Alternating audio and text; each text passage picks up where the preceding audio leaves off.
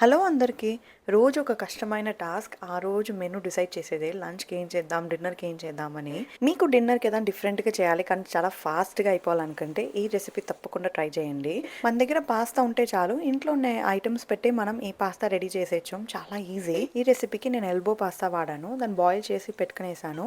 Boil చేసి filter చేశాక కొద్దిగా నేను కూల్ వాటర్‌లో వాష్ చేసి ఆయిల్ అప్లై చేసి పెట్టేస్తాను మిక్స్ చేసి. అలా స్టిక్కీగా మనకు ఉండదు. ఇప్పుడు ఒక పాన్ పెట్టి ఆయిల్ వేసి ఆయిల్ వేడెక్కాక గార్లిక్ ఎక్కువనే ఒక 3, 4 పళ్ళు గార్లిక్ తీసుకొని బాగా చాప్ చేసి వేసేస్తాను.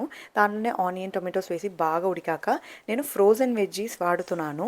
సో నాకు మిక్స్డ్ వెజ్జీస్ ఇలా అవైలబుల్గా ఇక్కడ దొరుకుతుంది. మీ దగ్గర ఇంట్లో ఏం వెజిటబుల్స్ ఉంటాయో దాన్ని మీరు యాడ్ చేసుకోవచ్చు. బీన్స్, క్యారెట్, ఇంకా పీస్, క్యాప్సికమ్ ఇదిగా ఉంటాను. సో నాకు ఒకసారి వెజ్జీస్ బాగా ఉడికాక దాంట్లోనే కొద్దిగా ధనియాల పొడి, కారం, కొద్దిగా గరం మసాలా, కావాల్సిన సాల్ట్ యాడ్ చేసుకొని బాగా మిక్స్ చేసి ఇప్పుడు మనం కుక్ చేసిన పాస్తాని వేసి మిక్స్ చేస్తే సూపర్ అయిన పాస్తా రెడీ. చాలా